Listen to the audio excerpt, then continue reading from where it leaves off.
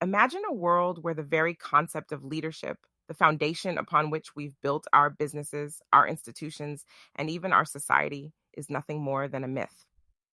A world where the qualities we've been conditioned to associate with leadership, the strategic thinking, the decisive action, the unwavering control, are the very things holding us back from true greatness. I know this may sound controversial, even heretical. After all, we've been taught to revere our leaders, to aspire to their level of influence and power. We've been told that without strong leadership, organizations will flounder, economies will crumble, and chaos will reign.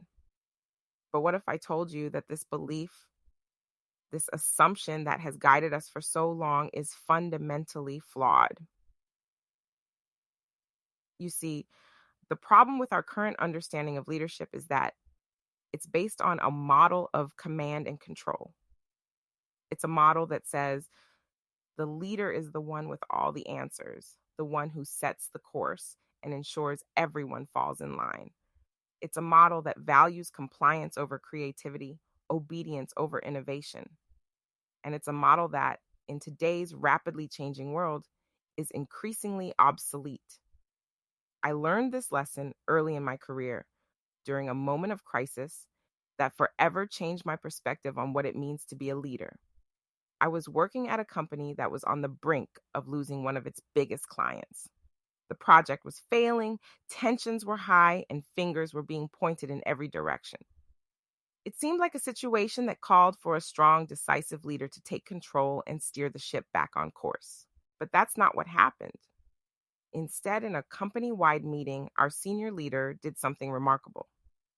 He stood up in front of everyone and took full responsibility for the mistakes that had been made. He didn't try to shift the blame or downplay the severity of the situation. He simply acknowledged that he had failed in his role as a leader, and he committed to learning from those failures and ensuring they wouldn't be repeated. In that moment, I saw a different kind of leadership. A leadership that wasn't about having all the answers or always being right. A leadership that was about vulnerability, humility, and growth. A leadership that inspired not through control, but through empowerment. And here's the thing, this kind of leadership isn't just a feel good story. It's backed up by real research and real world results. Studies have shown that when leaders focus on their strengths and lead with authenticity, employee engagement can triple. Theories like self determination theory suggest that when leaders provide autonomy, mastery, and purpose, they tap into people's intrinsic motivation, leading to better performance and satisfaction. And companies like Microsoft and Starbucks have seen firsthand the power of servant oriented leadership in driving innovation and success. So imagine if this kind of leadership became the norm rather than the exception. Imagine if we cultivated workplaces where trust, creativity, and collaboration were the rule rather than the exception, where people felt valued, empowered, and connected to a higher purpose, where the focus was on growing and developing people, not just hitting arbitrary targets. The truth is, this kind of leadership is within reach for all of us. It's not about title or position or power. It's about mindset. It's about choosing to serve rather than to be served. It's about creating the conditions for others to succeed and thrive. But it's not easy. It requires letting go of the ego, the need to always be right. It requires a willingness to be vulnerable, to admit mistakes, to learn and grow. It requires putting others first, even when it's uncomfortable or challenging.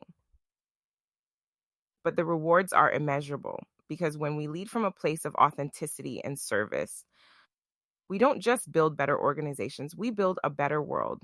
We inspire others to reach their full potential, to contribute their unique gifts and talents.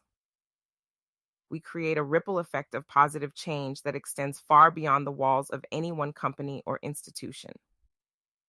So I challenge you today to rethink your assumptions about leadership, to question the myths and models that have guided us for so long, to reflect on your own leadership journey and ask yourself, are you leading to control or to empower?